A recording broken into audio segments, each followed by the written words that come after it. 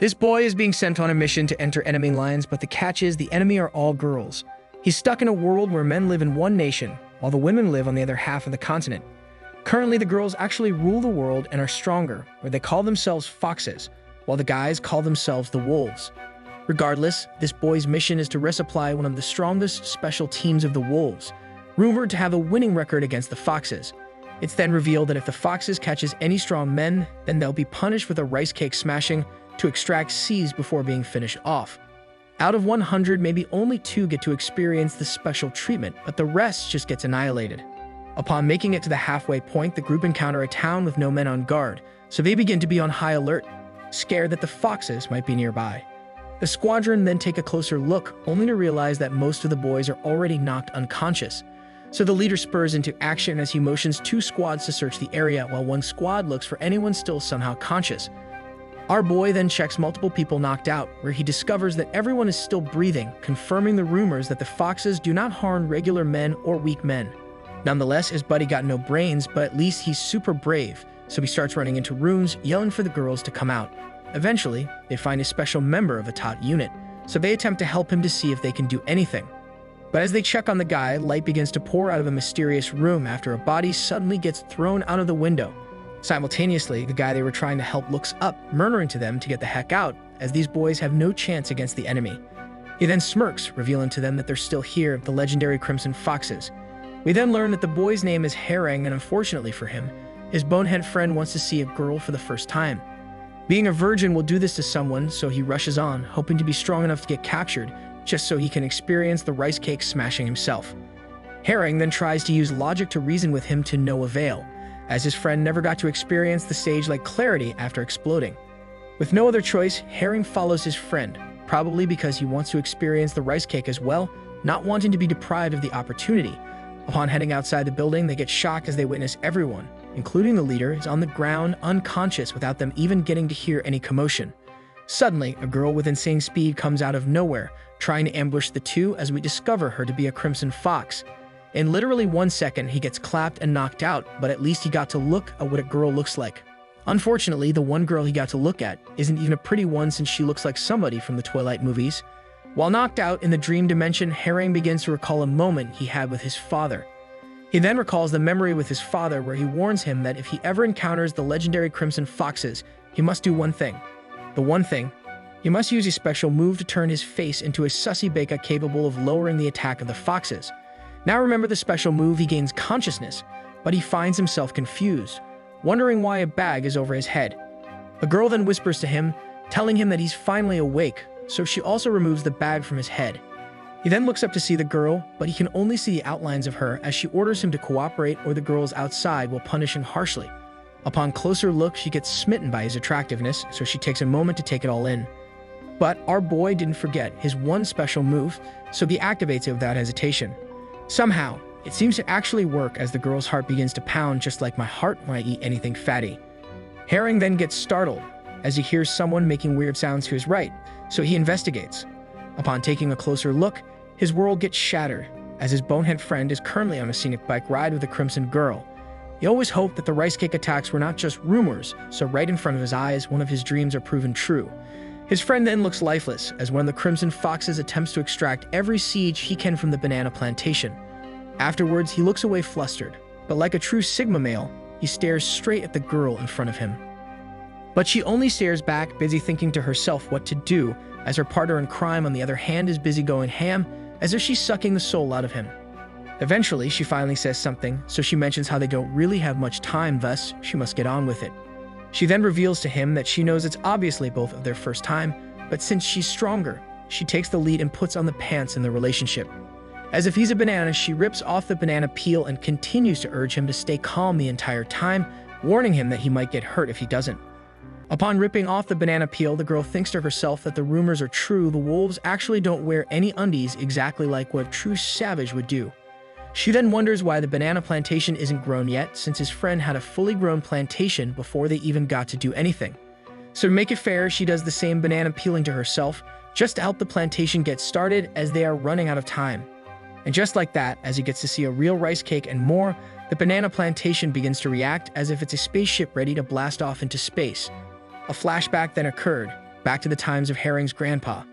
There, he told the story of a boy who got captured by the Crimson Foxes within 1 month of joining the supply group, but they found him 2 days after, with his life sucked out, making him never the same. It then turns out that after they extract the seeds, they turn back into their childlike forms, stuck there forever. Back to the present, with the girl showcasing everything she has, Herring calls her twin dragons beautiful, even though he knows his life is basically over with his plantation turning into a rocket. She then gets shocked as if her eyes were deceiving her, totally not expecting a behemoth to appear. Meanwhile, off in the distance, a mysterious man shrouded in black appears with a sword, looking like he's a grown-up Kirito. He then looks on from afar, ready to complete his mission by himself, while Herring gets ready to start clapping. However, he notices a white flash not too far from him, and only one person in the world could be that fast, and that is Arya herself, the strongest female warrior. Now with his eyes on the prize, he gets ready to attack, as he only wants one thing out of this entire ordeal. Back at the town, another Crimson Fox begins to count up all their successful rice cake extractions, where she makes fun of the boys, claiming that they aren't the same anymore since they keep lasting shorter every time. Miss Alita Battle Angel then turns around asking to see if the two new guys are any better than the rest, but the blonde girl gives the unsurprising bad news that they are all still the same. Alita then wants to leave since she's bored, but the blonde says to give the two girls inside more time, since it'll be hard to track them down even if it's the elite Karim squad chasing them down. The girls then talk about Arya, where they reveal that she's the current reincarnation of the girl that took down the leader of all men centuries ago. Anyways, back to the action, Herring learns from the girl that her name is Danby, where she whispers to him to never forget her name. After telling her name, she proceeds to straddle the bike so she can finally start her mission of extraction. But apparently the banana tree could not fit inside the garden since it was too grown to handle. So she decides to water the tree real quick, since there's no way it's going in without any help. As such, she starts to water his banana plantation, quickly irrigating the tree's surroundings to make sure it's slippery wet. Apparently, this was such a rare and forbidden maneuver that Herring has never ever heard of the special honey tiak slurping. Meanwhile, his bonehead friend literally passes out after the girl is able to extract his soul, so she gets mad that he can't continue. So she abruptly stops and slaps him awake, where he starts to gasp for air. She then looks at him in disgust, asking if he's really already done, since this is the only time in their lives that both will ever get to experience the rice cake and hot dog combining. But he doesn't answer, as his pride is already depleted, so she begins yelling at him, unable to believe she waited 20 years just for everything to last just a few seconds. She then threatens him that she will punish him if his tree doesn't grow back ASAP, so she tells him that she'll give him one more chance if he can come back to his senses. But then she gets distracted as she notices Herring's tree getting irrigated with a mouth extension, calling Danby a sly little dog. But Danby doesn't care, as she just wants to complete the mission, so Herring just sits there, busy thinking about whether this is all worth it in exchange for his life. Since Herring's friend is fully fried and exhausted, Danby's superior comes over to watch, busy wanting a turn at the behemoth, but Danby shoos her off. However, she smiles and roots for her, telling her that he won't disturb her, so she decides to leave.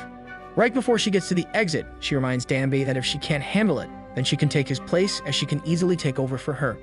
Danby then turns to Herring, grabbing his face, telling him to focus super hard. How about just get on with it? But Danby continues on by telling Herring that this is the most important moment in her life, but she doesn't realize that it is also the same for Herring. She then finally goes for it, and so hearts begin to appear in the surrounding area as the rocket blasts off into her space. She's instantly mesmerized, as if something got awakened in her, so she musters up all her strength to keep attacking such a massive behemoth. Unlike his friend, he's able to actually continue further than 10 seconds, proving to everyone that he can actually handle a Crimson Fox. Everyone then starts to watch surprised, unsure how Herring is able to dominate, even though he looks like such a weak boy. Meanwhile, the mysterious man fast approaches the hideout as he swiftly cuts through the air. A few moments later, he makes it to the hideout, but the girls notice right in time, so they quickly head to their defensive positions to meet the intruder head-on. But it turns out the mysterious man is actually Levi from Attack on Titan, taking a break as he slices through the air like nothing. Without any hesitation, he slashes forward, taking on multiple Crimson Foxes by himself. Levi then jumps into the air, easily avoiding every attack, as his mission is to deal with someone else. He then changes his gaze towards Arya, off at the edge of a cliff. The story continues with Arya unfazed at the sight of Karim, since she's the strongest female warrior on the planet. But Karim only wants one thing, and it's her, the legendary reincarnation of the battle goddess. Meanwhile, a love explosion occurs as the girls buy time for the two crimson foxes to finish extracting some seeds. But Danby has started to hit her limit as Herring is able to withstand every rice cake attack that Danby is able to throw at him. Eventually, she transcends the realm of mere mortals as a crimson fox for the first time in a very long time is able to reach the climax of the mountain during a bike ride. Danby then mutters to him to wait, but Herring is confused since he's the one not moving, so he keeps his eyes closed as if he's scared of ghosts. But then it dawned on him why she stopped. It turns out that she's unable to deliver any more rice cake attacks as she needs time to recover from completion. However, since he's new at this, he tells her that he hasn't reached the climax of the mountain as he thinks playtime is now over. Suddenly, a peeping Levi appears, looking mad as heck, probably wishing that Mikasa was here so she can witness him being a weirdo again. Nevertheless, he whips out his sword in front of him. A second after, the window blows open, much to Herring's dismay as the poor boy still hasn't experienced the stage-like clarity after blowing the truckload. So Karim walks in unopposed, but he just stares at Herring and the boneheaded friend, standing there, as if he's the step bro ready to do some laundry. But then Neria comes to save the day, flying in like Mikasa on mobility gear, so she attempts to slice him down. However, Karim easily parries without even having to look behind him, showcasing his true masterful swordsmanship. So the two started to dance around while fighting, but the two crimson foxes trying to extract the seeds are unable to continue riding their bikes. But Arya has a big brain, so to buy some time for the crimson foxes, she starts insulting Karim. She continues by calling him a weeb, where she also tells him to stop being a simp for her, since he's not strong enough. But Karim is just that one friend who never gives up, no matter how many times he gets rejected, since he's a Chad with no care at all. So he whips out his sword again, pointing at her collar, ordering her to give it to him, since he wants only her, since no one else comes close to her power. Now to be clear, if the fox gives you their collar, it means you become the chosen one to destroy their rice cake anytime you want, so they confuse to make strong children. As Arya distracts Karim, Alita Battle Angel attempts to grab Danby by putting her cloak on, as they attempt to escape. But Danby refuses to leave as she's captivated by Herring's behemoth banana plantation, so she tries to hold on by grabbing onto Herring. Luckily for the Crimson Foxes, the blondes are able to swiftly leave, but so did the art style every couple frames.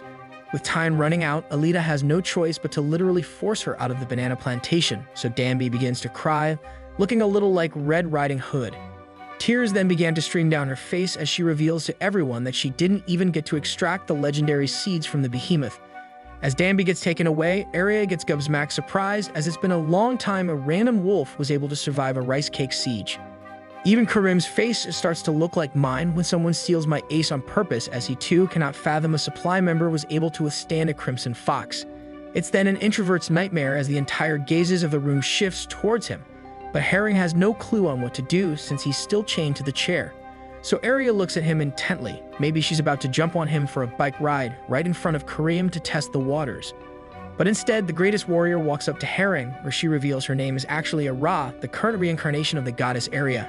Meanwhile, Karim doesn't move as he stares at Ra, instead watching her every move perplexed. With the turntables turning, she removed her own collar and placed it on Herring, proclaiming to the entire world that Herring is her chosen banana plantation. As such, Levi looks like he's about to call upon the powers of the founding titan, since he's about to call the rumbling as her girl picks someone else. Karim then turns to Ra, unable to shout as his rage started to exude outside his body. With a faceless expression, she looks back at him, as if she's trying her hardest to stop herself from giggling since she's secretly a troll. But before Karim is able to do anything, she escapes away, but she flashes a cake that Karim will never ever get to experience now. Fast forward to the next morning, where we find Herring back at his place, unable to really get out of bed, as he has severe soreness from everything that has happened to him. He also reveals that he got interrogated by the elite special forces last night, where they couldn't believe that he didn't explode. Nevertheless, he keeps daydreaming about the Crimson Fox Danby, as he cannot forget the special experience the two shared together. But he tries to forget about her, as he knows he will never see her again, but at least he got to experience her rice cakes. Suddenly, his bedroom door swings wide open, as his dad barges in, looking like he's ready to beat him back to his senses. Instead, he proudly smiles, telling Herring that it's time to wake up since it's supper time already. Herring then discovers from his father that the entire country is in panic, due to what happened between him and Ra yesterday. A mysterious man then appeared inside their house as they tried to go to the kitchen, claiming that things won't simmer down anytime soon. The man then alerts them, telling them that he's here without any official authorization from the top brass, but he somehow knows everyone's name. Herring's father instantly recognizes him though, so he offers him some supper if he would like. But he declines, so he introduces himself to Herring, revealing that his name is Mu, like the cow, and is part of the kingdom's Shadow Ops group. Mu then tells Herring that today will be his last day as private of his support crew, since the Shadow Ops will take care of him from now on. Mu also urges him to quickly adapt, claiming that every agency in the world will be keeping a close eye on him for receiving Ara's collar. Herring then cries, knowing he can't play Roblox anymore as he'll be too busy getting trained behind the scenes. In the end, Mu reminds him that he has no choice, so Mu will be expecting him at sundown. Later on in the day, he gets a surprise punch to the face while he was just busy minding his own business. It turns out to be his friends and crew from the squad, as they want to know more from what happened the night before, super eager to know more details about rice cake smashing. As they pester him to spill the beans, the entire squad began to round up as Herring is about to tell the story of the first-hand account of rice cake sieges. Herring starts off by calling them all rookies, insulting them by claiming that they will never experience or imagine what he went through, as they are too weak. Regardless, he began telling the story, and as he continues, more people joined in the circle, intently listening as if he's the teacher of forbidden powers. The boys then started to get scared as they only heard rumors beforehand, never an actual first-hand experience. But then they got flustered as Herring moved to excruciating details of sweet honey tiak slurping and much more. Eventually, he motioned how the banana plantation instantly transformed into a rocket when Danby was helping him out. So in the end, everyone passed out from the story as they couldn't handle the sounds he was making when Herring was busy reenacting the swishing and slurping sounds. It took a whole night to finish the story, so everyone went to bed. Before Herring is able to go to sleep, he has one-on-one time with his dad as Herring is getting ready to grab some milk from the store to never come back again. But before he leaves, his dad imparts some secret special knowledge, like how first-class warriors are given a license for rice cake destroying anytime they want. But then his dad became a sussy baka, asking Herring if he was a loser, wanting to know more about his first encounter in extreme detail. His dad then gets surprised when Herring reveals the detail of how he knows Danby's name, as foxes are never allowed to reveal their identity, as the wolves can track them down. So he gets up, ordering Herring to never reveal that detail to anyone else. But he begins to giggle, as if he's remembering someone from the past. His dad then reminds him of what he always says, claiming that Herring is destined to be king, but Herring has never believed his father. The next morning, Herring looks back feeling at peace with himself, as he leaves everything behind, unable to really choose his destiny. As he lays down during the journey, he finally thought to himself how his father could know every single top-secret intelligence, even though he's just a normal man in a small town. He shrugs it off, though, as he reveals that he really hasn't asked his father about what he did before Herring was born, so it never really came to mind. Regardless, he arrives in front of the gates of the special headquarters, so he takes a deep breath before stepping forward. Someone then yells his name, telling him that he's 21 minutes early, but I can't tell if the person is a girl or a dude. What do you guys think? I'm going to assume he's a guy, since he's part of the men-only nation. No matter, the boy's name is revealed to be Magi, so Magi takes him on a tour around the headquarters. They then take a moment to stop at a nearby training facility, so Magi opens the doors to the mysterious building. Upon entering, all he could hear are people grunting, but he gets confused even more when someone yells out to use their hips better. With his eyes finally adjusting to the room, he finally realized they were practicing specific positions for every member, on fake foxes. Now I have seen a lot of things, but man, this was such a weird scene, and it looks like Herring agrees with me as well. Magi then interrupts the leader in charge of the exam, asking if anyone is worth looking into, but he just lets him know everyone is still just bang average. Meanwhile, as Magi introduces Herring to the leader in charge, Herring notices that they are all practicing on dolls that his father made. Magi then reveals that Herring is the one that Ara chose, causing everyone in the room to stop everything they were doing to just glare at him. But Herring is not scared at the display of the entire group, probably because he knows he landed some nice vanilla cake to eat over and over. Afterwards, Magi brings him over to the most important area of the headquarters, as the one in charge wants to meet him personally. As he calls him over, Herring meets the fat old man in charge of everyone, making sure their banana plantations grow well to meet the standards of the foxes. He then gets up, asking why the hell would Ara pick him, as the point of the special forces for both nations is to combine the best seeds with the best plantations to create the... The story continues with Mr. Baldy reluctantly taking a closer look at Herring, frustrated that the goddess reincarnation picks such a weakling. Rumpy Baldy is then forced to reveal a secret that only the special forces of the female-only and men-only nation know. Herring discovers that there's a mini-city called Prushil, where the chosen ones congregate to do rice cake smashing. It's the most luxurious place on the planet, as only the top warriors from both nations are ever allowed in, even if they are constantly at war. At Prushil, anything they want is given to them, as the sole purpose of the place is to make sure the boys destroy the rice cake, while the girls extract the seeds. The old man continues by explaining that if a man and woman ever steps foot into a room, they aren't allowed to leave until a day has passed. But to get in, he needs the golden ticket, which just happens to be a collar from a fox. As such, he whips out the collar of the strongest warrior on the planet, the one that Ra has given to the weak herring. Upon hearing the clarification, our boy instantly gets his banana plantation excited as he starts to lose focus by daydreaming about the legendary goddess reincarnation. Herring then zones out, finding himself a little bit scared since as of a few days ago he's never seen a girl and now he's tasked to conquer the strongest. The man in charge then leaves the room, reminding him that he has 1 month to prepare and that he needs to notify Ra of the date. He then reveals to Herring that there is one catch, and that is he needs to actually be accepted into the elite squad before he can notify her. Luckily, Herring is motivated as he wants Ra really bad since she probably has the best vanilla cake, due to always destroying every man on the battlefield. As the old man leaves the room, he yells that maybe there is hope for Herring, as Herring discovers that everyone somehow knows his father, a man that goes by the name of Mukbum. Meanwhile, at the Crimson Fox territory of Borderlands City, 2 very notable members of the Crimson Foxes are busy drinking Slurpees from each other. The blondie finds herself loving the taste of the rainbow, since for her, the same flavors happens to get stale eventually. On the other end is Martina, where we discover that the two have been trying to fuse themselves, so they become an Oreo cookie. Anyways, as the two cosplay some scissors, Tena asks the blondie about the news on Ra, wanting to know more about the man that she has finally chosen to eat the cake. So the blondie lets her know that it wasn't even a man, it was a puppy of a random supply group and not part of the special forces for the wolves. As such, the entire planet was thrown into chaos as the #1 warrior did not pick the second strongest, which happens to be Karim, the mega simp that always gets denied. Nevertheless, the blue-haired goddess finds herself wandering around the Fox Special headquarters, but she notices some commotion at the end of the hallway. She overhears Alita Battle Angel worriedly talking about Danby, as she's apparently been skipping every meal and refusing to drink anything. The girls think it's a form of love sickness as she never got to extract the seeds from Herring's behemoth when he got captured.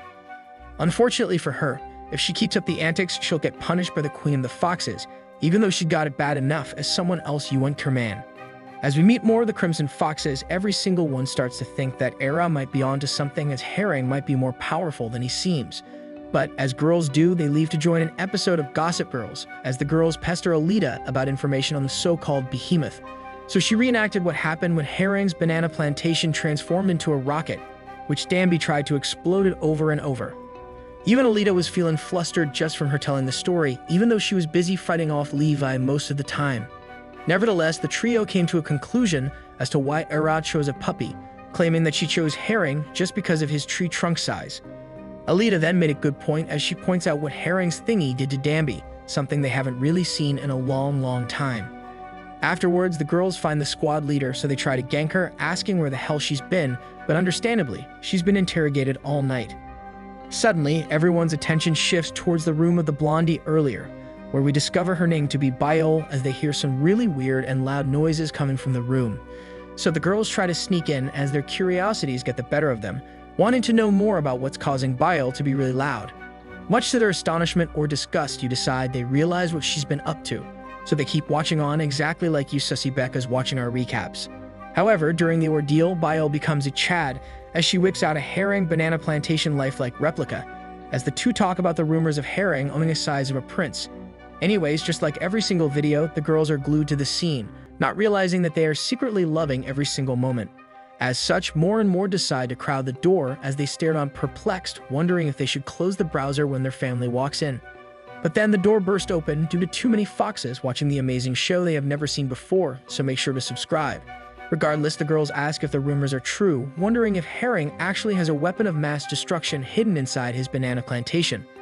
Although it's top secret information, Biol decides to let it rip, just like my farts, leaking to everyone that his size is indeed of a prince. At that very moment, every Crimson Fox became mesmerized without even seeing it themselves, so they began charging towards the replica, wanting more. Meanwhile, Herring feels a sudden chill on his spine, as his ultra instinct is probably kicking in, somehow knowing that dozens of girls are clamoring for him without them even seeing his face. The next day at the Wolves' headquarters, every single official becomes shocked as they inspect Herring for his otherworldly features in front of everyone. Everyone is in utter disbelief, even the old grumpy Baldy is left speechless, as they witness Herring's banana plantation with their very own eyes. Eventually, the top officials agree that our boy literally is a prince, due to the behemoth of sword that he is carrying. Now imagine being Herring right now, since I'm surprised he's able to get the banana tree growing in front of only dudes. Nonetheless, it's revealed that Herring's ultimate ability places him rank 1 middle class. With the insane revelation, every single leader almost chokes on their own spit, unable to fathom how a puppy is basically a hidden titan. So with the onset of the new information, every single squad commanders began to try and recruit him. In mere seconds, everyone in the ultra-top secret room began fighting one another as they all want Herring to join their elite team. But just like with the random drops in quality, Herring is left unamused as he didn't expect anything to unfold exactly like this. But Moo Man smartly interjects, reminding every commander in the room that it's Ra, the legendary 1,000 steps, that has targeted Herring for her vanilla cake to get destroyed. So everyone began to simmer down as they all got brought back to their senses, remembering how intricate the situation is with Ra involved. As such, Mr. Baldy stands up, claiming that although it is quite surprising, the council still needs to cover one of the most important information. That is, to be specific, his basic power level. With his unknown power level, the entire council erupts as every single one volunteered to observe the following power level test, wanting to know more about this prince. As the day continued to drag on and on for Herring, he finally had time for a small break. However, it just coincided with Sussy Becca Levi appearing at the compound, still looked mad as hell. So he finds Herring and turns his back on him, where he murmurs to Herring how much he wished he could destroy his life right now. But instead, he points his sword at him, telling him that he'll get eaten by red foxes anyways, so he asks if he's ever swung a sword before. Kareem then continues by ordering Herring to go ahead and show him what he's truly capable of doing. So like a true Sigma male, he decides to use the fake training sword, causing Kareem to be instantly frustrated. As Kareem is unable to control his anger, the top brass looks on from afar, laughing at how a random boy could make the legendary warrior lose his cool. Even members of the top Garimbi force began to look on, claiming how they have never seen their captain get so heated up before, especially in front of such a weakling. So the elite Garimbi team started to chuckle, wondering if Karim might actually slice and dash the boy in front of everyone. But Karim just stands there, face-palming, as even the old man is getting excited at seeing Karim get all up in his emotions, as the simp is still unable to believe he lost a Ra to the weak pup. So Moo, like a true gentleman, whips out some caramel popcorn for everyone as the show is about to go on. Fast forward to the Black Castle, where the Wolves King resides in isolation from the continent. The Kurta King of all men is named Buxibarum, where he sits on his throne, with captured foxes as mercy. He fiercely orders the fox under him to make sure she doesn't waste any of the honey that the king is giving her, since Bro is a menace to society. Nonetheless, he can't get enough from the foxes he has captured, so he glistens at the thought of Ra's vanilla cake, since it's the bomb as every man wants it. Anyways, Bro is revealed to be like a villain from Vinland Saga, as he literally has dozens of captured foxes that he claps with his hand every day. After attacking every single rice cake in front of him daily, he finds a new one hiding in a corner, asking the fox what she's afraid of.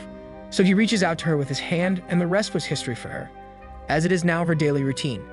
He then sieges the rice cake with no holding back, as if they are just a sleeve to him. After the king leaves the room of destruction, a random man asks what level of satisfaction he rate his experience today. But the king is agitated at the question, as every experiment brought to him to elevate his experience has always been bang average, with no noteworthy standouts.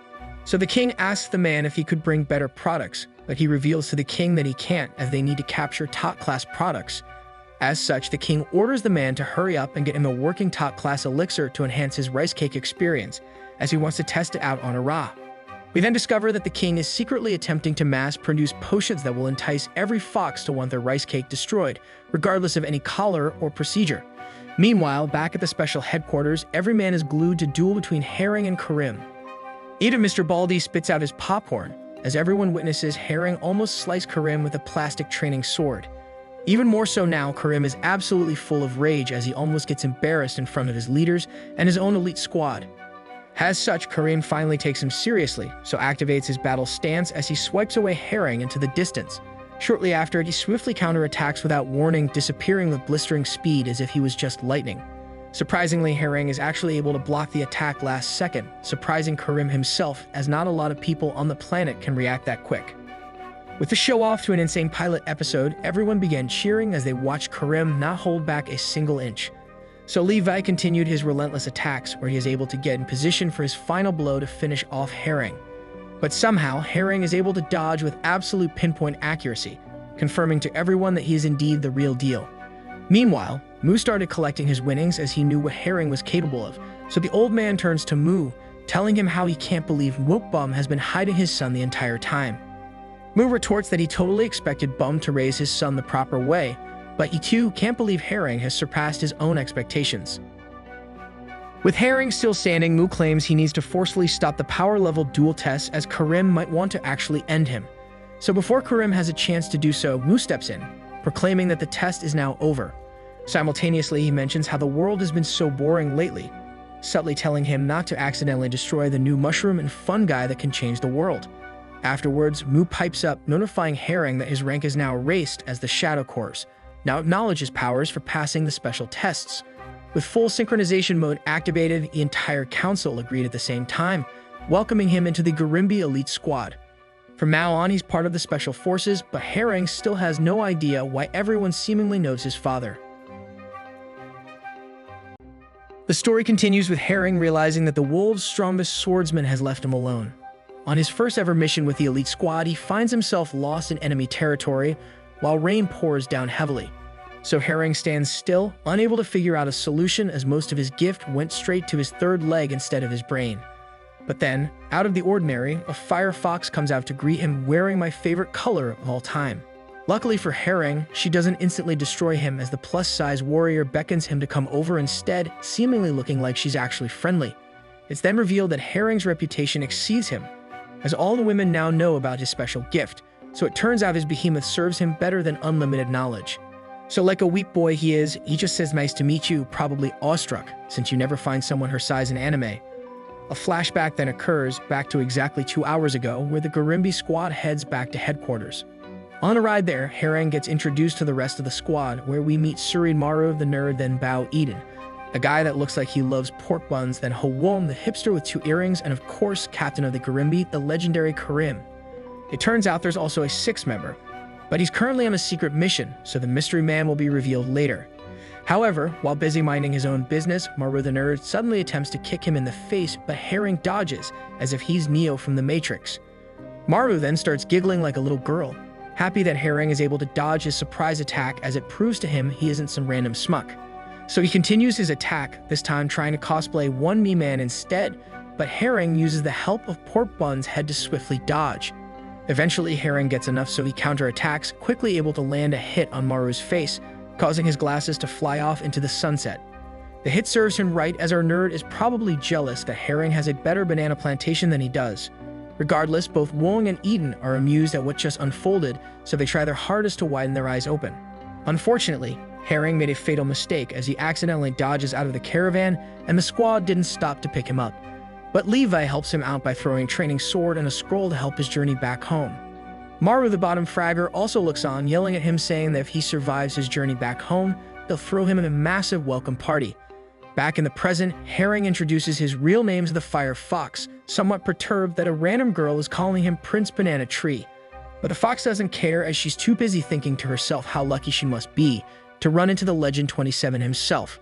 She then sheathes her sword, telling the anxious Herring to relax, as she isn't going to call for backup from the Fire Fox squad.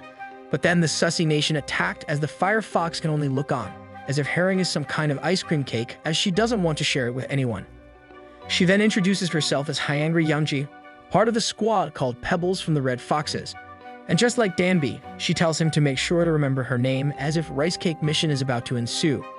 Nonetheless, Herring stays in combat position, as Yangji is busy wondering why the prince has such a loose form, equipped with only a measly fake sword.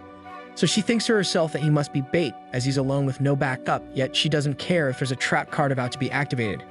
She claims that she would even give up playing Roblox just to experience the gift that Herring has, as she's ready for his mythical fruit. And so she charges forward, but even I would be scared, as the ground beneath her starts to shake from her every step. But Herring stands firm, ready to slash down the first boss he's encountered, waiting for the perfect time to counter. With just a blink of the eye, the battle is over, as Herring is able to deflect her attack, so he proceeded to trip her to the ground. She then crashes like the Titanic hitting an iceberg, and all you can hear is "Mayday, Mayday, target down." Youngji is left shocked as she finds a sword right beside her, basically forcing her to yield. Herring then appears in front of her, smiling as he claims that he won, giving her the advice that she only lost because she let her guard down. Herring then makes his best facial impression of the overly attached girlfriend as he nicely asks for her collar. Although Youngji is initially stunned at his request, she gives in after Herring continually orders her to give him her collar. As such, a red fox finally admits defeat, so the Garimbi elite squad once again keeps their winning record. Upon receiving her collar, Herring retorts to himself that this is his second, including the one with the goddess, but it could have been his third if Danby gave hers. Nevertheless, we discover that Herring is actually into plus-size warriors, so he demands for the ritual to occur right here, right now. So as with tradition, they prepare for rice cake destroying, as Herring's motto is, if they move, they're good. But luckily for Youngji, Herring is a gentleman, so he whips out his cloak as a makeshift blanket, so that there will be no grass stains for either of them. As Youngji uses an invisibility potion, Herring's eyes start to cosplay Gollum, as he looks at his precious from afar. Eventually, he attacks and perseveres, where we discover that Youngji is actually short as heck, so it's actually kind of funny. As the rice cake ritual continues on, Youngji wonders how Herring could be so skilled, and why does it seem like Herring is full of honey. Anyways, long story short, Herring unveils the behemoth, sending Youngji into another dimension, just like he did with Danby from weeks earlier. Meanwhile, the rest of her squad searches for her, and it's a very peculiar experience for Youngji to just disappear without notice. As if Herring is now some kind of god, their faces light up when they start talking about Prince Banana Tree, helping relieve them of the misery searching in the rain. It then dawned on one of the girls that there is one future. Out of 14,605 at Youngji is keeping Herring all to herself right now. But then, a mystery man is revealed, stalking the other two members on top of the trees. Back at the rice cake area, Herring makes Youngji promise to take care of his future children properly, so she begins to cry, unable to believe a black wolf could be so nice. With the encounter now finished, he waddles out into the forest as Youngji watches on, claiming how he was a gentleman to the end. She then falls to her knees with no one around, hugging her sword tightly as she reminisces about the battle, causing her to be unable to really move. Regardless, as Herring continues his trek towards home base, female archers begin to shadow his every move. One of the girls end up mentioning how they can't believe Youngji lost to such a weakling, so she aims her arrow right at his legs. She claims that if he can't move, then he'll be able to drink the mythical Prince Slurpee without him perishing. But before she could fire the arrow at the defenseless Herring, the mysterious man from earlier appears from behind, ordering her to not make a single sound. He then whispers to her to quietly follow him, or else she will find a surprise third leg out of nowhere. Upon catching a glimpse of his face, she realizes that it's Garimbi's legendary Fook Sharong, the second strongest after Levi the Simp. Fast forward to a few hours later, as the darkness begins to envelope the night sky, Herring starts to wonder if he'll actually make it home today. It's then revealed that he actually made it, still fully intact, much to the surprise of everyone in the squad. Upon arriving, people are already quick to make fun of him, due to how he apparently looks like a very unmanly boy. But to his surprise, Maru interferes, telling everyone to chill out, revealing to them how he went head-to-head with Karim. As such, even the Street Fighter lookalikes were unable to fathom how someone who looks like Herring could do such a thing. Nevertheless, Maru guides him away from the noobs, bringing him straight to the commander of the Garimbi elite. The commander is surprised to see the new member with limbs still attached, as most don't survive the journey to the headquarters. He then notes how quick he was able to find his way home, so he dismisses him after welcoming him, urging him to get some rest. Maru leads him to his brand new room, while simultaneously letting him know that he can drop his guard as he's one of them now. Once arriving at his new room, Herring discovers that he gets to room with the hipster, but that should be okay, right guys? Wong instantly orders him to wash up as he doesn't want to smell any stinky armpits. However, without Herring noticing, Maru looks like he's sending a sneaky signal to Wong, so Herring heads off to take a shower. Wong then volunteers to help him heat up the bath, so he chills by the furnace, chopping wood like a Chad with one finger. But he smirks at the end, as if him and Maru have something planned for the night. Inside the bath-like area, Herring washes off, enjoying how hot the water is. Unfortunately, his solo peacetime gets invaded by the man making fun of him earlier, busy talking about how hot the room is. When Herring isn't looking, he Ferrari peeks the corner, finally understand what they meant about the Prince Behemoth that he was given as a gift.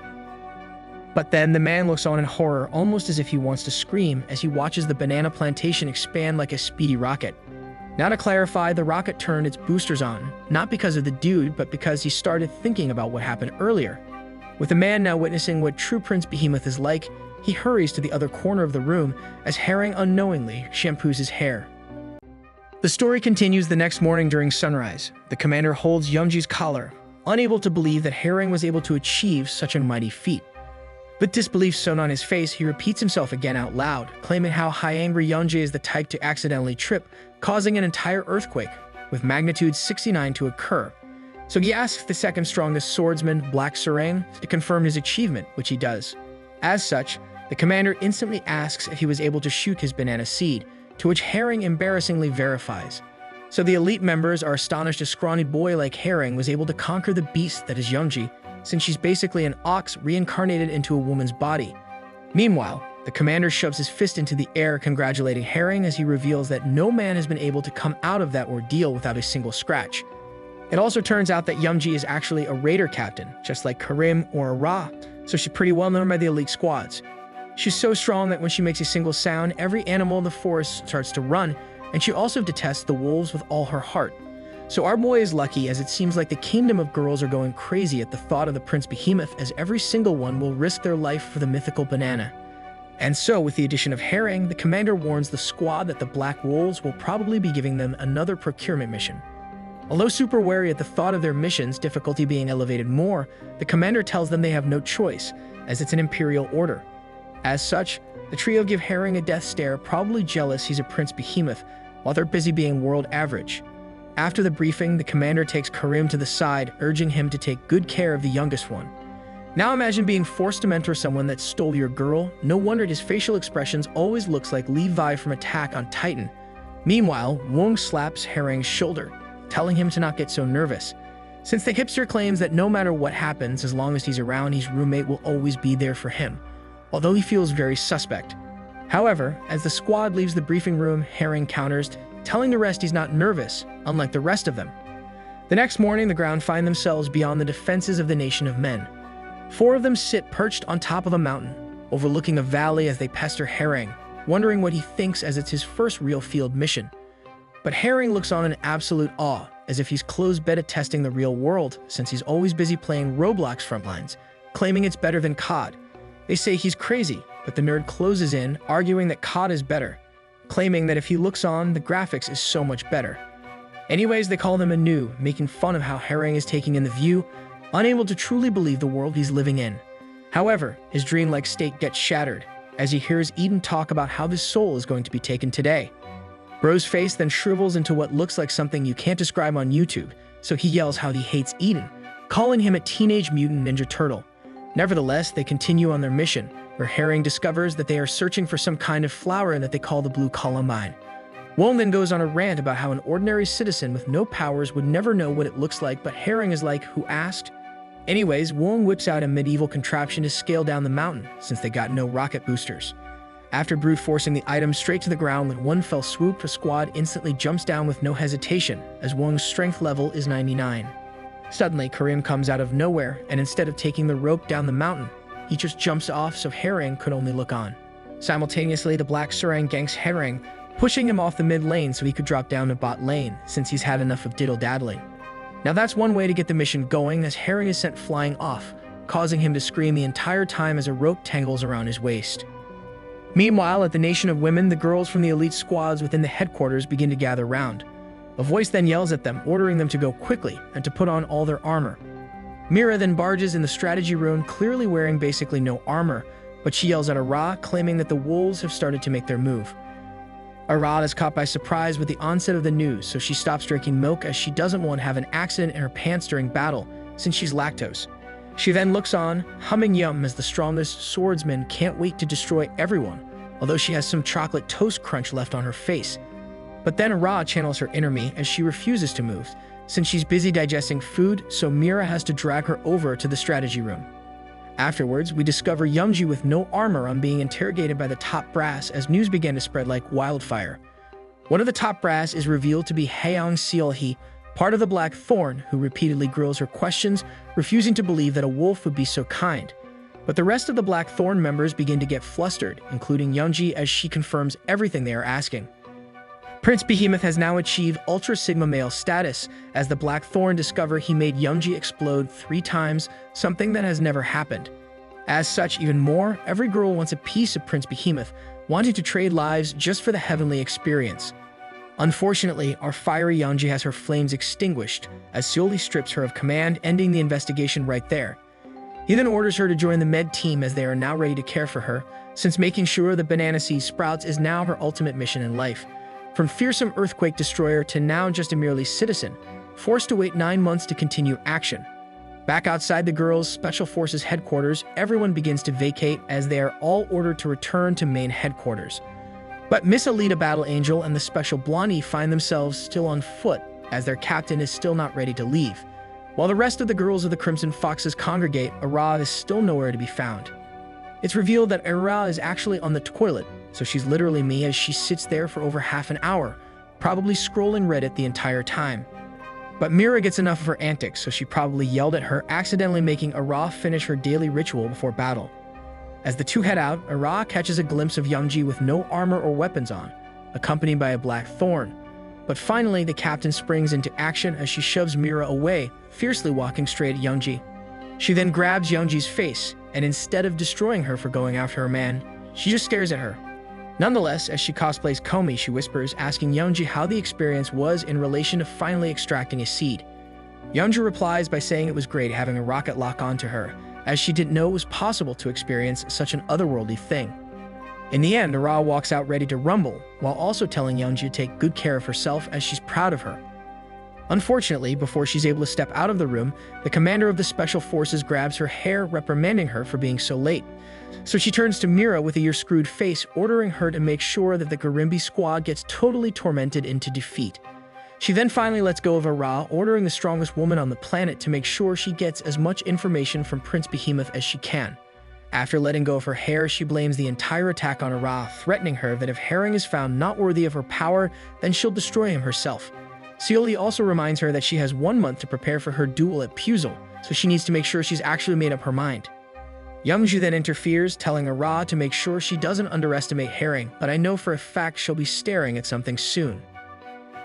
She needs to hurry to her man as every fish in the ocean hurriedly Naruto runs to make sure they get to Prince Behemoth first. As of now, every elite squad from the nation of girls has been dispatched, all to stop the Garimbi, but mostly because they want a piece of the prince.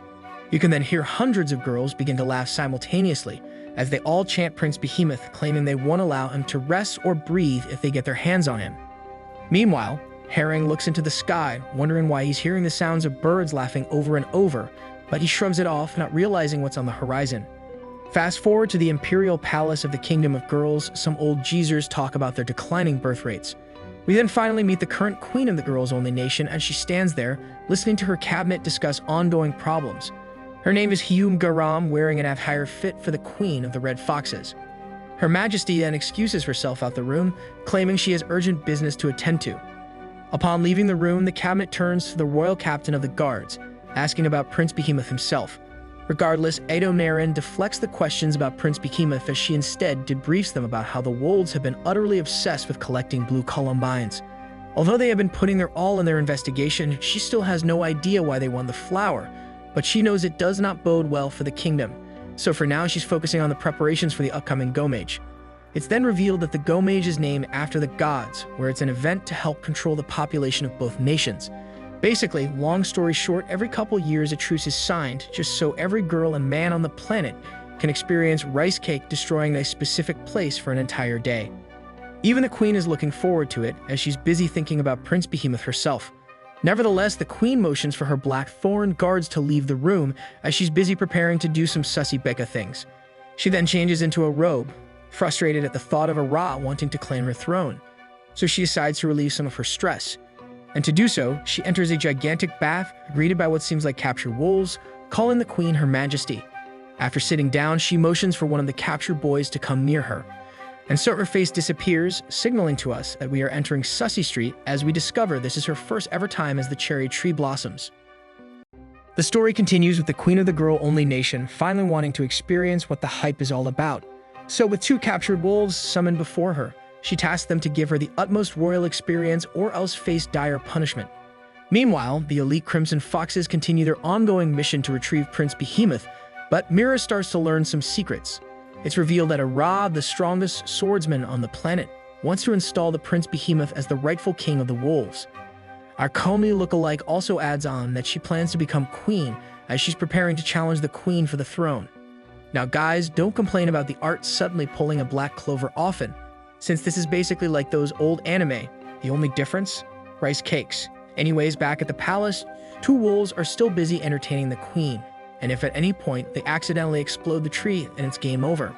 Garam then sits there, starting to really figure out why the girls love the rice cake extraction missions. So she decides to level up a wolf, allowing a lowly rank to enter the premises of the queen, as if he's cosplaying a battering ram entering the gates of the kingdom. And enter he goes, finally letting Garam's cherry tree blossom to fully mature, as it's the first time the queen gets to witness and experience such a thing. But then one of the boys looks like he's in trouble, as he knows his life is in danger if he fails to hold his banana plantation seeds from exploding. And within just a few seconds, his worst fears have come to fruition, as he was not able to fully control the banana tree. After a brief sage-like encounter, he knew he was screwed, so he began begging for mercy before the queen. She then opened her mouth, muttering to the black thorn guards to remove the scoundrel, as he only had one simple job. In an instant, the black thorn appeared behind him, quickly closing the gap to dispose of the dirty wolf. Unfortunately, he better learn to fly soon, as the queen orders for the wolf boy to be thrown off the cliff. Afterwards, the queen diverted her attention back to the other wolf, but somehow this guy is still able to be exactly like the Rock, when in reality, he should be more like mashed potato. Regardless, she threatens him to make sure to do a good job or else face the same consequence of his old friend. And so he continues with his life on the line, trying to channel his utmost inner farmer to make sure his banana tree plantation does not accidentally leak. In the end, the queen actually stops being a savage, as she lets the wolf actually rest and even lets him explode like lava cake. But there is a catch, as she orders him to make sure the banana tree grows in exactly 5 minutes, as she's busy thinking she needs the Prince Behemoth experience now. She then claims that Ara will never ever achieve her dreams, as she's never even been with a man before, so how can she handle the herring experience?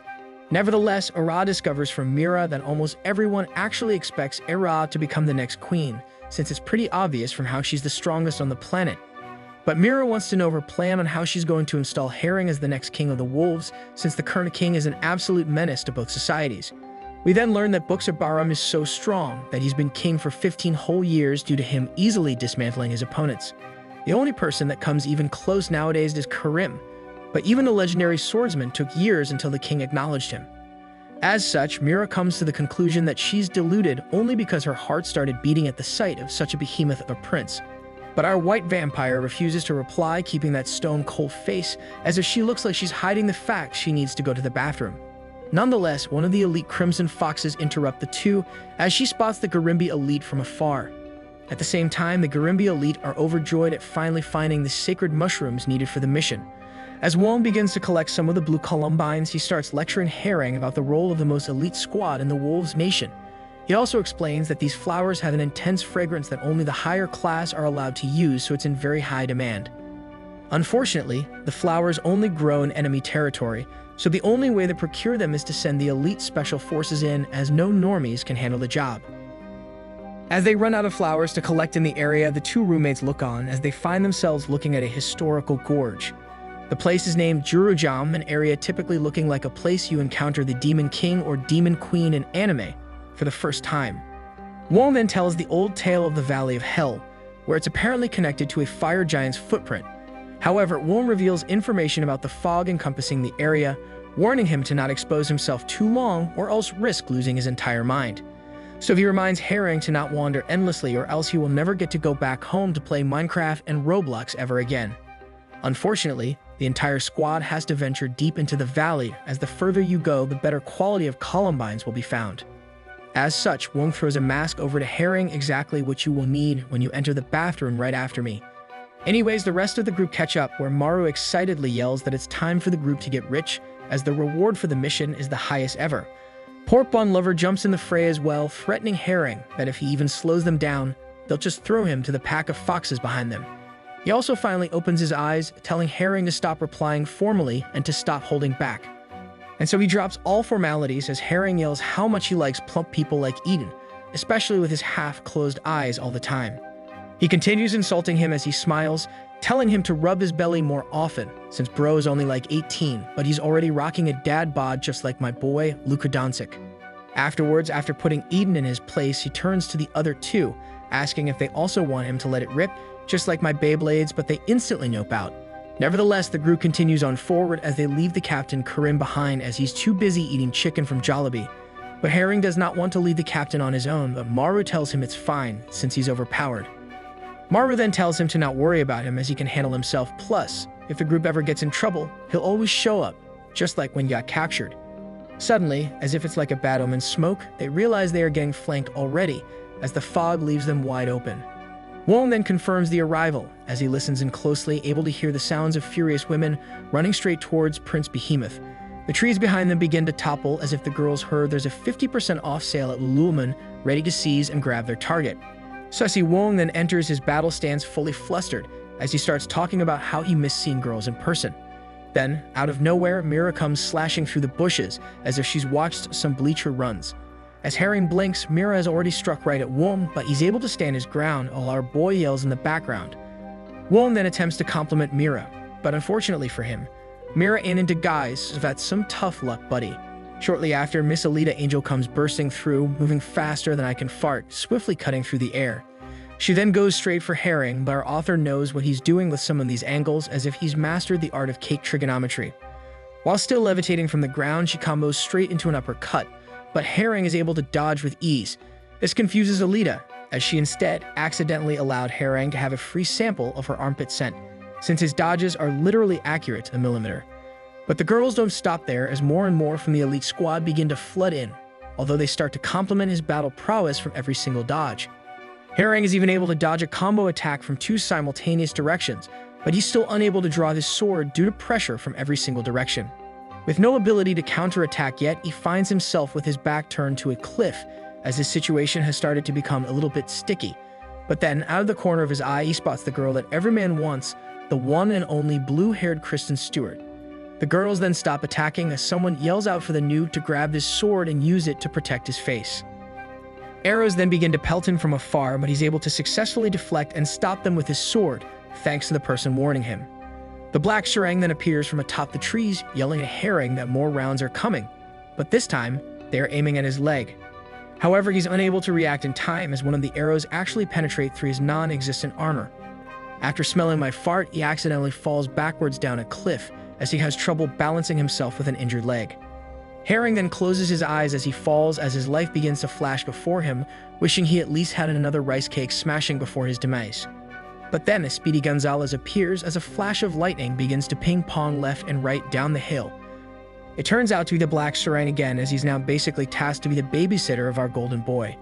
To save Herring, he had to leave behind the boys battling for their lives as Karim orders him to go after Herring. Although initially stopped in his tracks by Ara, Karim steps in to duel her, allowing the Black Serang the chance to save Herring. Karim then instantly demands Ara to explain why he chose a dweeb over his Sigma male status, since he's still unable to get over it. So she mentions that she's going to become queen, not exactly explaining her reasons why until she asks about what he wants in the future.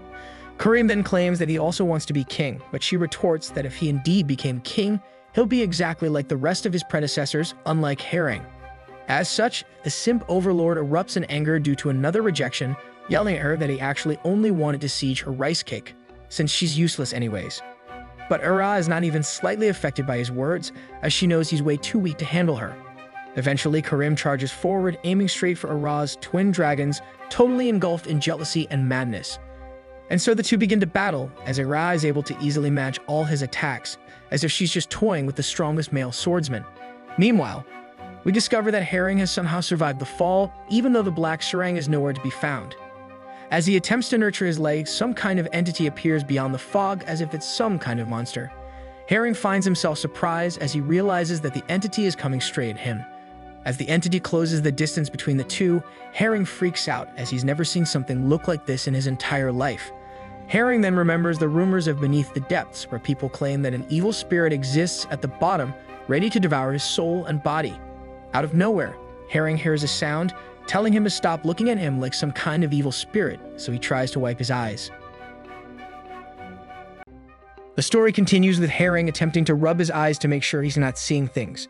As he double-checks again, he realizes that there's now a new girl entering the fray, although the evil spirit is still coming straight at him.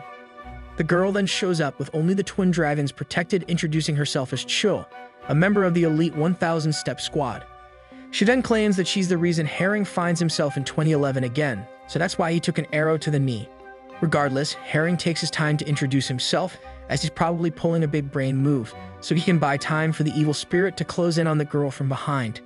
However, unlike other girls from the girl-only nation, she's not as intrigued about his Prince Behemoth, so she whips out her weapon, ready to fire another arrow. But before she's able to attempt a shot, Herring instantly slings forward faster than any guy can slide into a girl's DMs. As if possessed by a sussy baka, he accidentally gets distracted by the twin dragons, so he's slower off the mark than usual. It also doesn't help that his injured leg is affecting his agility and balance, so he stutters a little bit. Nonetheless, his swift attack gets blocked, but the shockwaves from his attack will leave Cho wanting some hits in another special place later. It's then revealed that Herring was actually only using the back of his blade, otherwise he would have cut cleanly through as if it was tofu.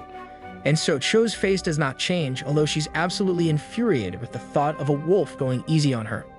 As such, she launches her counterattack, where Herring discovers that her speed can rival any one-pump champions, as she's able to land a glancing hit straight into an arrow shot. But our boy is not too shabby himself, as he's able to deflect 2 arrows while he's busy mid-blink. Eventually, Herring realizes he can't compete with her speed with his injury, so he yells to Cho that he'll be right back, claiming he just needs to buy some milk from the grocery store. As Herring cowardly runs, our cow lady knows that he isn't coming back, as she's heard that before from her own dad. And so she chases after him, this time vowing to make sure that the men will always come back, hunting down men one at a time. Now, anyone else thinking what the heck happened to the purple spirit? Because that's me right now. Anyways, shortly after, the black Surang finally arrives at the location of the previous battle, where he's able to start tracking down Herring due to the footprints he's left behind. As Cow Lady chases down Herring, she's dumbfounded that the boy would deliberately go deeper into the fog, as he isn't wearing even some kind of mask. It also dawns on her that she didn't bring one either, so she needs to hurry up or else she'll be screwed at any moment. Suddenly, she hears movement nearby her, so she instantly turns around and fires off a shot. But she misses, as the shadow looks like it's Herring, blaming her miss on the fog as Herring plays around with her third sense. This causes her to mentally snap as she changes her mind in capturing him alive. Instead, she claims she will only bring back the dead Prince Behemoth. Unfortunately, out of nowhere, she starts to feel super dizzy, as if her surroundings feel like they are closing in on her, while simultaneously looking all blurry. At the same time, she starts to lose her balance as well, but it was at this moment that she knew she screwed up. A mere second later, the legendary Cow Lady abruptly falls to the ground, ready to take a nap, but she still holds on tightly to her weapons. As she lays on the ground, the only thing she's able to see is the faint outline of Herring standing over her. Her body trembles, knowing she lost, but her nightmare comes true, as the last thing she witnesses before passing out is Herring outbraining her with a mask given to him by his roommate earlier. Cho then finds herself waking up in the fog, where she feels like she's in some kind of alternate reality. She thinks to herself that this must be some kind of hallucination, as she gets surrounded by dozens of weird tree-looking monsters, as if all the evil spirits have become men. As they frighteningly scurry towards Cow Lady, a deep fear sets in her, as she witnesses something somewhat familiar. Upon getting a closer look, she stands there unable to move, as she realizes that the evil spirit of Jurujam is right in front of her. Eventually, she's able to vanquish the fear that was set deep within her soul, so she switches to her battle stance, ready to fight off her hallucination. But then I had to double-check the genre we were in, as what looks like tree branches start to grab hold of her from all directions. Now, good thing that these are just tree branches and nothing else is restricting her movement, so basically the hallucination could be real. Unfortunately for Cow Lady, I give her a small chance of winning against unlimited tree branches, as our editor claims that everyone always loses to tree branches. Nonetheless, things take an even bigger turn, as the branches turn purple, signaling to us that it is absolutely game over for Chu. Now it wasn't just us that knew it was game over for her, as her own eyes is filled with a look of defeat. And so we declare the Evil Spirit Tree the winner over Cow Lady with a score of 69-0. Luckily for tree branch haters, it turns out to be all just a crazy dream due to the fog taking over her brain.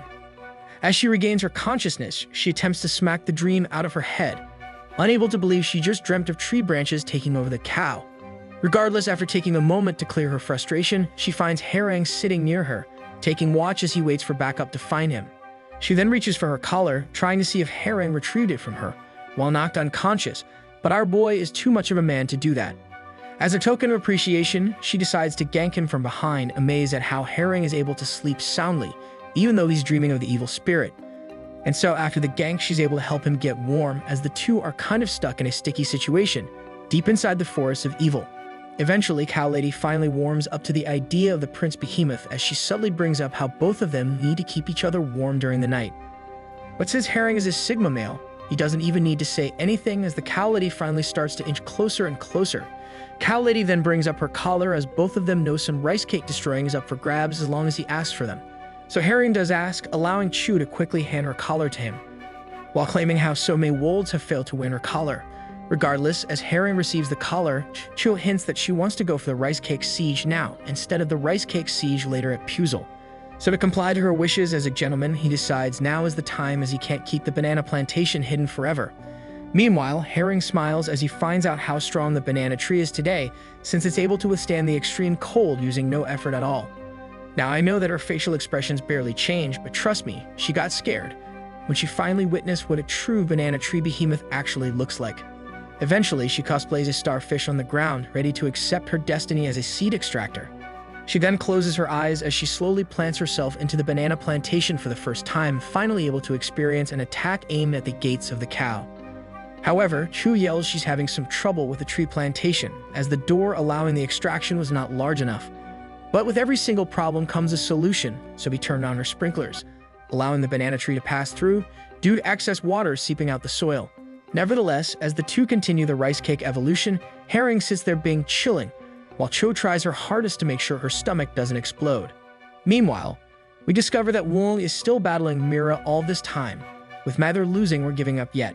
But since it's taken forever, Mira attempts a forbidden move as she flashes a single dragon at Wong, causing him to get distracted. With the onset of the forbidden tactic, Wong's face makes direct contact with a slashing elbow from Mira. She then follows up with a combo attack, allowing Mira to pin him straight to the ground, where she declares herself winner. As Wong lays on his back defeated, Mira hands him a consolation prize using her hands as she helps scale Wong's own banana tree. After giving him a quick taste of the consolation prize, she reveals to him that the Gomage is going to take place soon. As she takes her leave, she reminds Wong to make sure he takes care of his body until the next time they meet at the Gomage. Meanwhile, Maru also learns of the Gomage, so his energy gets replenished with a second wind as blood comes rushing from his plantation. With the sudden increase of energy levels, he tries to clap back at Miss Alita Angel, but she's able to match his every attack. Unlike Mira and Wong, Maru and Alita stop fighting as they instead sit down to take a break, hurling insults at each other instead. Afterwards, the girl looking like she's from Hunter x Hunter stops as well, worried that Cho has not returned after an entire day. She then starts feeling flustered as she thinks back to how unique Herring's movement was, so she starts wondering if Herring is currently taking her rice cake. As Pink Girl continues daydreaming of her friend being besieged by Prince Behemoth, she eventually snaps out of it, quickly leaving the area to search for him. Back with the cow and the wolf, it's revealed that the two are still going at it, as if it's now turned into some kind of competition. But Chu is like that one friend that always loses, but they always ask for a rematch, sweating their hardest to try and win just once. As Shul loses over and over, we discover that Ara and Karim is still fighting as well. Unfortunately for Captain Karim, he was only able to land a single hit on her, but at least it was aimed at a very nice spot. On the other hand, it looks like that the strongest swordsman of wolves is unable to handle just one single girl, as he looks much worse off. Herring also lives rent-free in Karim's head, as the only insults he can hurl at Ara is how he can't see Herring ever becoming king. And so Ara has had enough. Although she doesn't want to destroy his soul, she charges in for the final blow.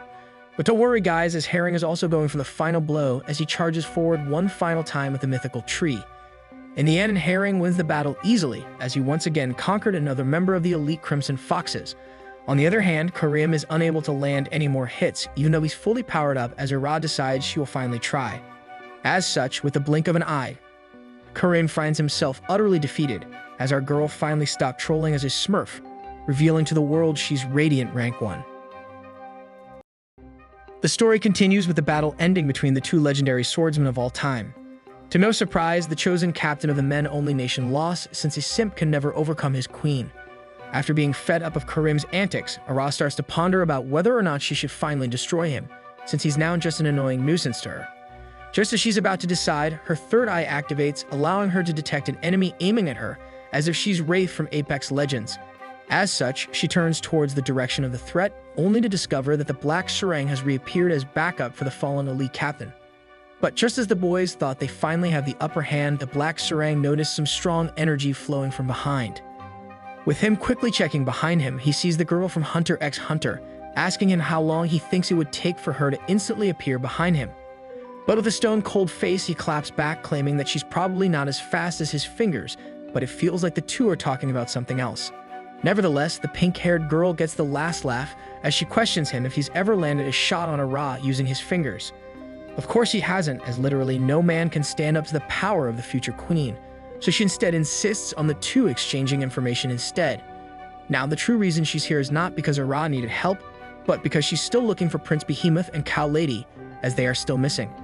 And so the wolves and crimson foxes procure a temporary truce as the group discovers that the two have not returned from the Evil Canyon. As Ra gets briefed on their last location, Corinne lays on the ground as he witnesses the girl he loves instantly rush off to simp for Herring. This is basically the age-old tale of unrequited love, so remember to move on, guys and girls, or else you'll find yourself a forever simp like this guy.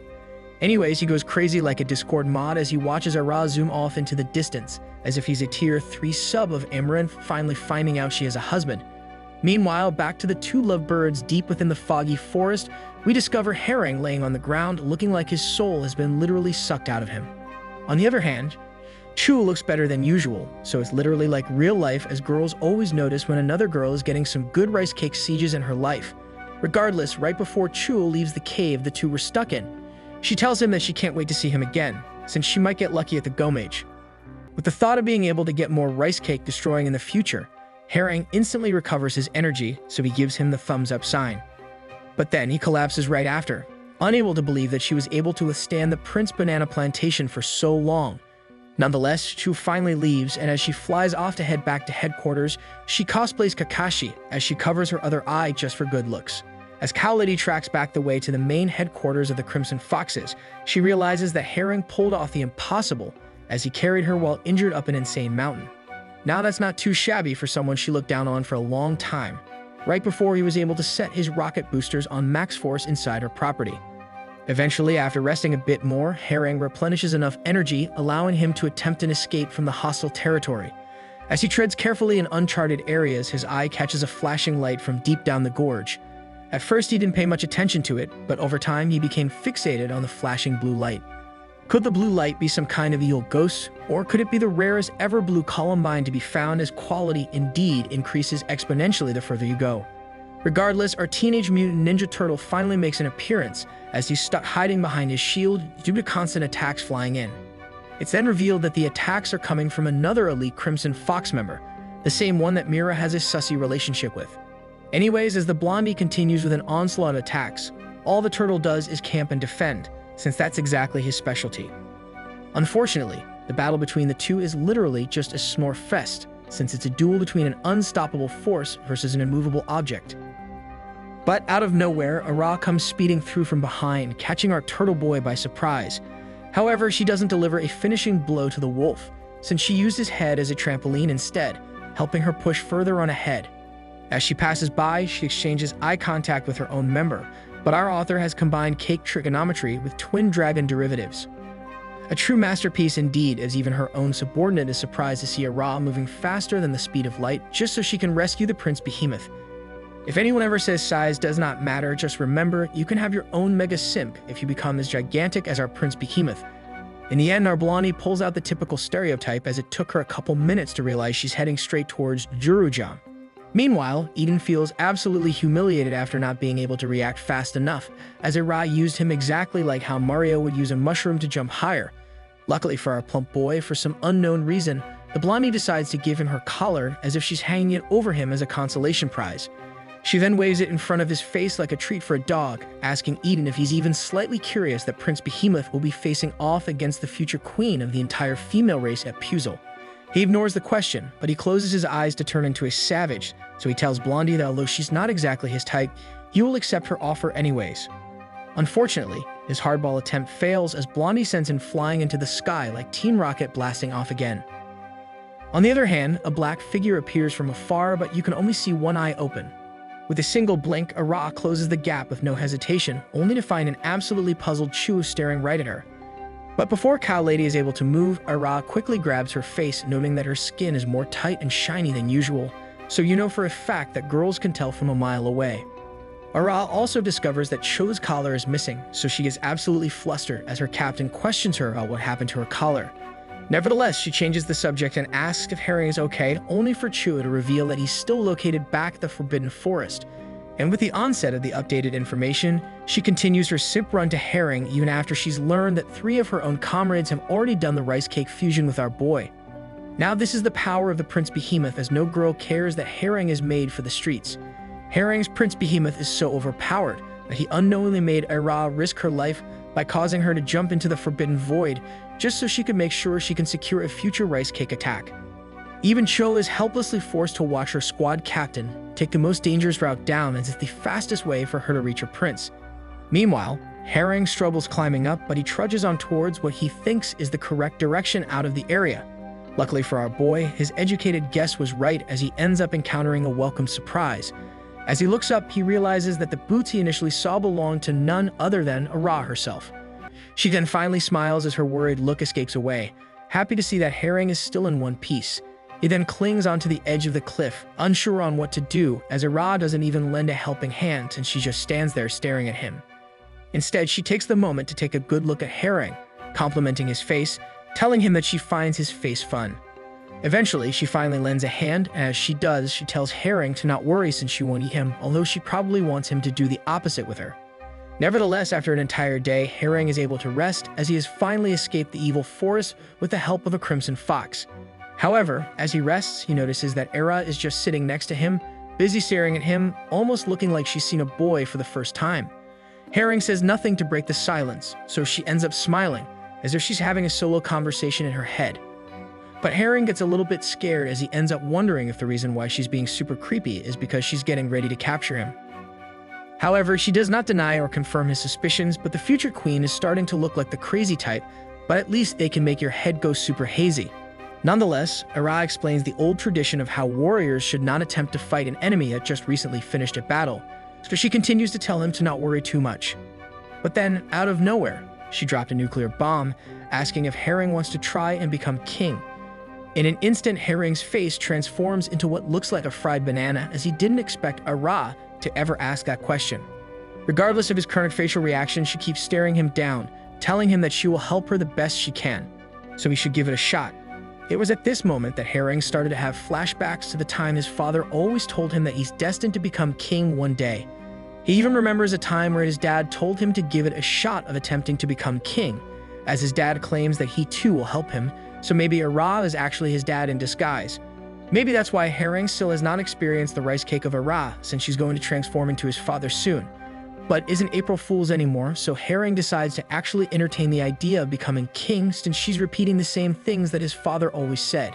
It's then revealed that the reason why Ara wants him to become king is because she's trying to reunite the two separated nations back to a unified front where it belongs.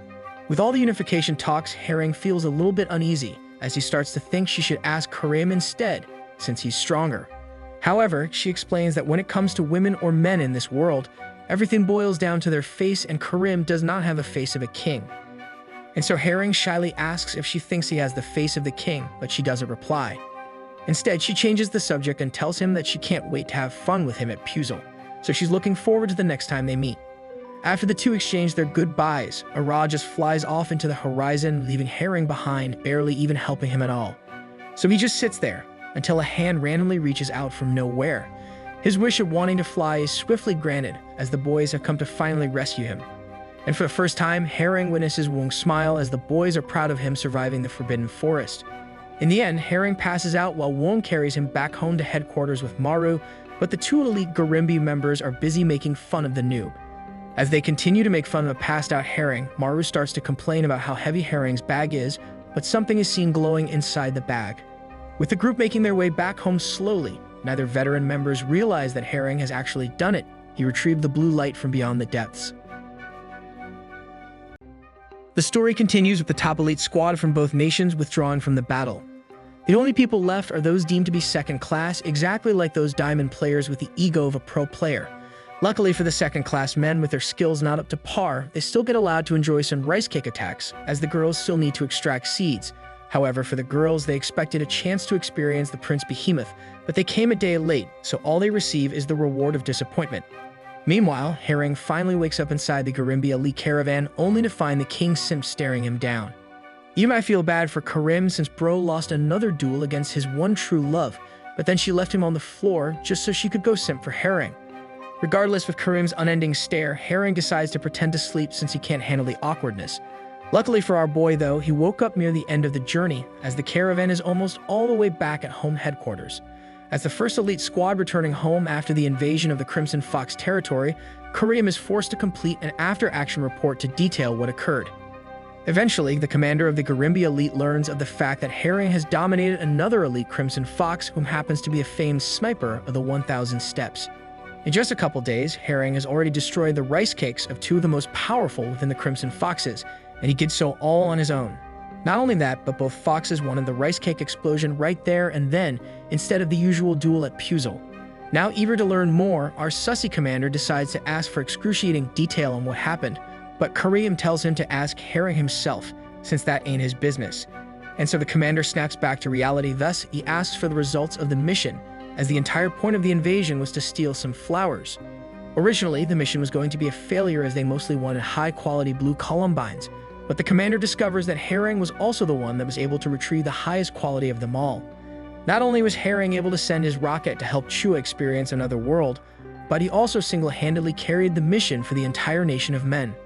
The quality of the blue columbine is so insane that you can see it literally glow from over a mile away, as if it's some kind of blinking runway. Nevertheless, the head analyst of the Wolves revealed to the commander that this columbine is literally the greatest of all, but my goat is Team Solamid. Anyways, on the other end of the spectrum is the elite 1000 Steps squad also returning back to home headquarters.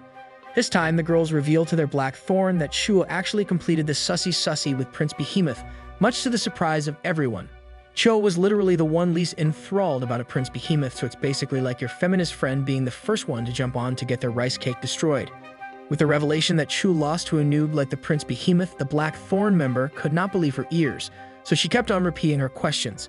Eventually, she stopped pestering Mira, so she asked for Ara to come in instead, but her orders are coupled with her seemingly going crazy with a hysterical laugh. Nevertheless, Ara reports to their Black Thorn leader as requested, only to be interrogated with the same questions. After some time, she finally started to believe Ara, so she changed the subject to whether or not she was able to win against the King Simp again. Of course, she says since Ara is literally the strongest on the planet, and she would never lose to a tier 3 sub of hers. Suddenly, the turntables turn, as the lady notifies Ara that Herring has confirmed the date of the rice cake duel at Puzzle, where it will take place exactly 3 days from now. As such, she orders Ara to make sure she's thoroughly prepared, since Prince Behemoth might have something up his sleeve, since he's been undefeated ever since he got discovered. Nonetheless, Ara confirms to her superior that she will be super ready for that day, and so she leaves the room only for Ara to get caught smiling for the first time. Fast forward to later in the afternoon, we find that Chua is undergoing an exam as her rice cake was able to succeed in its mission. Yeah, so this is exactly what you think it is, and they basically used it on Chua during the exam. Now that's something pretty weird, but then again, we are in very cultured territory. Regardless, as the exam finishes, Chua had to stick some kind of contraption within the rice cake, just so they could collect some of Herring's banana tree seed samples.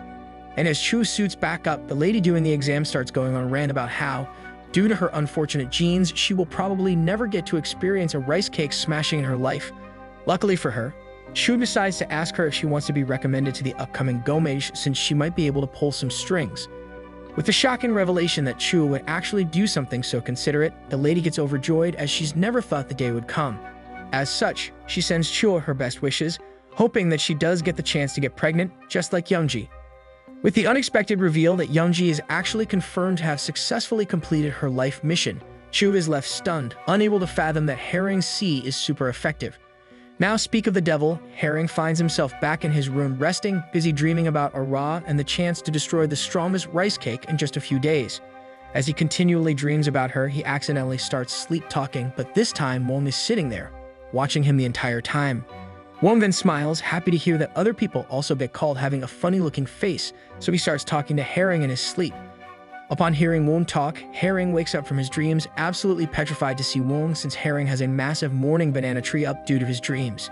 But hipster Wong doesn't even notice, as he's too preoccupied talking about how girls tell him his face looks funny, However, he reveals to Herring that people from the royal palace are here to see him. He then threatens Herring to make sure he never goes after Mira, as he calls dibs on her rice cake. But Herring can't really help it if an entire nation of girls are desperate to have him, so he asks what happens if Mira is the one that hands her collar over to him. And with a hypothetical question, Wong answers by claiming that he will probably destroy him if she does. Nevertheless, with his own roommate now aware of how strong Herring is, our boy heads out, ready to meet some higher-ups from the palace. However, as he walks out of his room, the entire place goes quiet and all eyes start to drift towards him. While not looking, Herring's ultra instincts activates as he instantly dodges a surprise attack from one of the second-class members. And like a true Sigma male, Herring just keeps walking on as if nothing even happened, leaving the rest dismayed that Herring is actually some kind of super S-rank member. Unfortunately for the guy who threw the knife, the black Surang saw everything, so he warned him to never attempt anything like that again or face utter destruction. It then turns out that most of the second-class members are super jealous of Herring as he's now evolved into Mr. Steal Your Girl, even though he doesn't even try. Afterwards, Herring finds himself in a room with his commander and two Imperial Palace intelligence officers. One of the members happens to be Sama's son, who looks like some kind of lizard man. The other looks like some kind of Viking turned into medieval spy named Gangpo Hammon. They then disclose to Herring that the two have been apparently stalking him for a long time now, but only recently has he been noteworthy. But Sun claims that the only reason they were tasked to spy on him is because he was raised by the legendary Mukbum. And now the time has come for the two to cheer him on at Puzzle, as the wolves have decided the time Herring will be battling Ara. In exactly 3 days, Herring must get ready, and these two officers will be the ones accompanying him on his way to Puzzle. Hammon also tells Herring that even the King of the Wolves is super interested in what happens to him at Puzzle, so he asks Herring to not let the wolves down. Now imagine being Corinne right now as everyone in the entire world is talking about Ara's rice cake meeting his banana plantation in 3 days. If you think about it, the only thing that could get worse for Karim is if he had to sit there and watch Ara meet Prince Behemoth for the first time. Regardless, back at the elite Crimson Fox's headquarters, the blondie has picked out a dress for Ara to wear for the upcoming battle at Puzzle. Ara then tries it on, where she then finds herself wanting to keep twirling like a ballerina.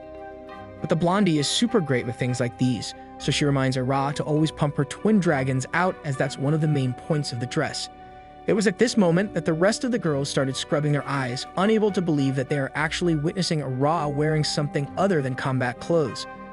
From always destroying every man she encounters, and now she's trying to look pretty like a princess, since she knows she's up against Prince Behemoth next.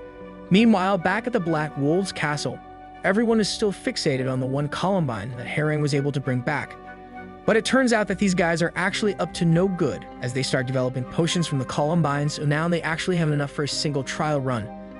And so the two mysterious men in white made their way to the opposite end of the castle, where it's revealed that they have stationary guards for a special place. We then discover that inside the special place is actually the previous strongest person on the planet, the old rank 1 in all the Crimson Fox's elite, captured in a dark corner.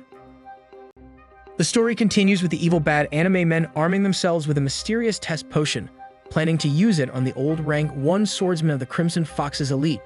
Afterwards, we discover that her name is actually Green Nare, and the only reason she's chained and in a pickle right now is because the current queen of the Foxes betrayed her. Nare now finds herself in a very compromising position, placed in a corner of a dark room, as one of the bad men comes closer, eager to test the potion on an S-rank elite member. To activate the potion, he lights it up in front of her, and the man explains that the potion will make her deeply crave a banana plantation inside her walls. And so it turns out to be some kind of screwed-up love potion, created to make sure any girl in the world will start begging for battering rams to attack. It's also revealed that Nare has been able to withstand every potion up to this day, but thanks to Herring, they now have a potion with maximum possible quality achieved. Unfortunately for her, she actually failed to resist this quality, allowing for some ugly man to make quick use of his banana plantation into the captured fox.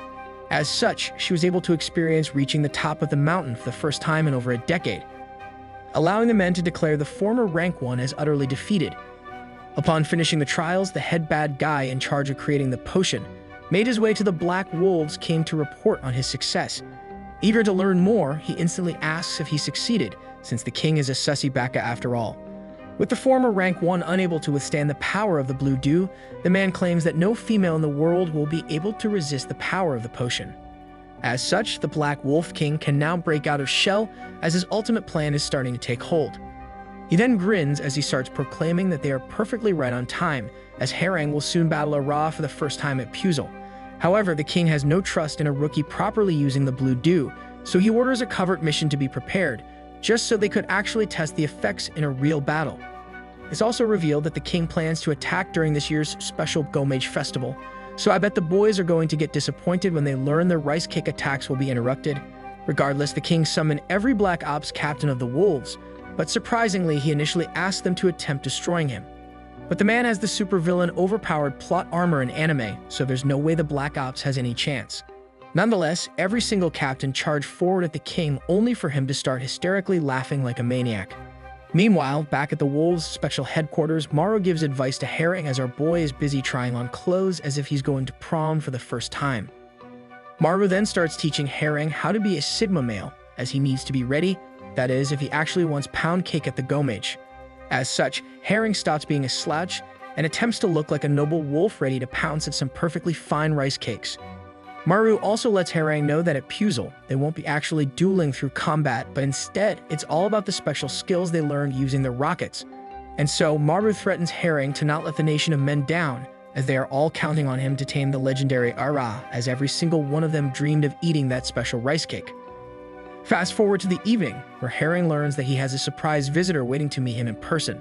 So Herring hurries to make his way to the main hall, but he has no idea on who the visitor could be, since he literally became part of the Garimbi less than a week ago. Maybe it's just a prank bro, as he finds no one waiting for him at the public hall. Suddenly, Herring feels cold air flowing down his spine, as if his ultra instincts are tingling due to a ghost waiting to appear. But then he finally realized that there's actually a man waiting right beside him looking like a wannabe male version of Yor.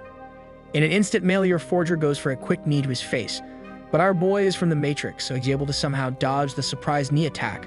But the man combos into another side spike kick. Luckily, Herring is able to dodge again, as if he leveled up his evasion stats to 99. However, the visitor is ruthless, as he gives Herring no time to relax, so he continues charging at him with multiple hits.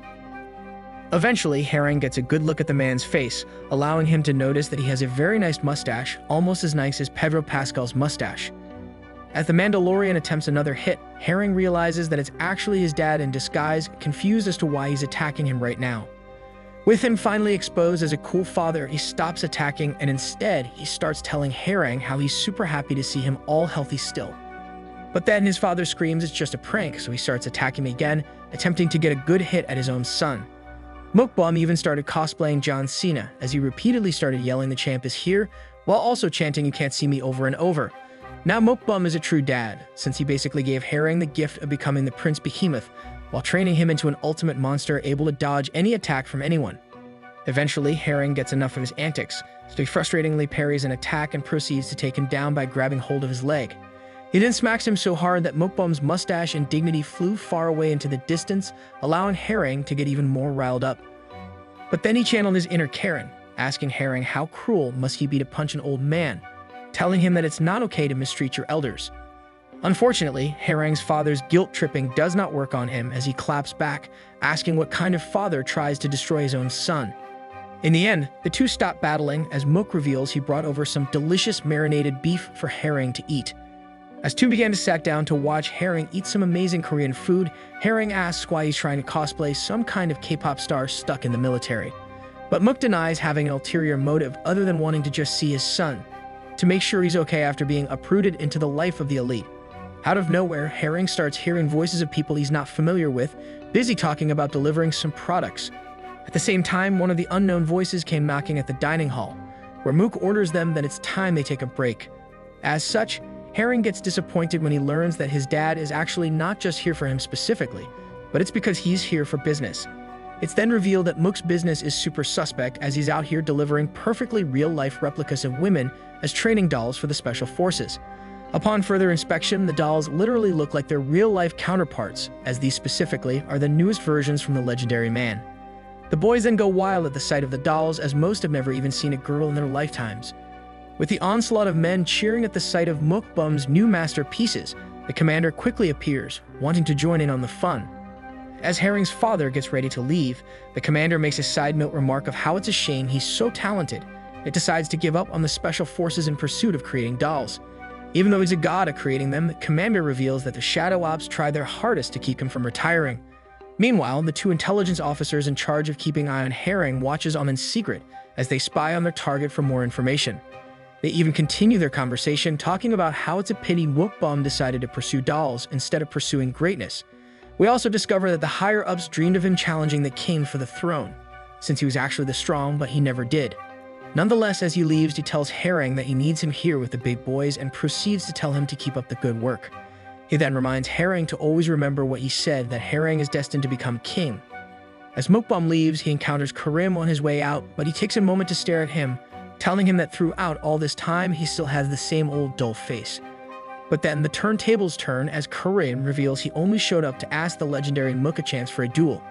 Karim then claims that the reason he wants to challenge him is because he's the closest in power relative to the king. Since his goal is to become king one day, he needs to overthrow the current one.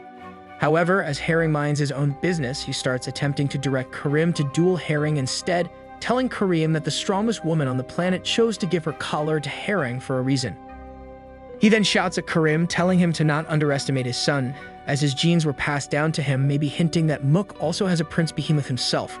Regardless, Mook continues to leave while Karim begs him for a chance to duel, only for Mook to ask Karim to make sure he takes care of his son. But Bro is stubborn as heck, asking for Mook to just give him a few seconds, since that's how long he will last if Ara gave him the chance to enter her gates.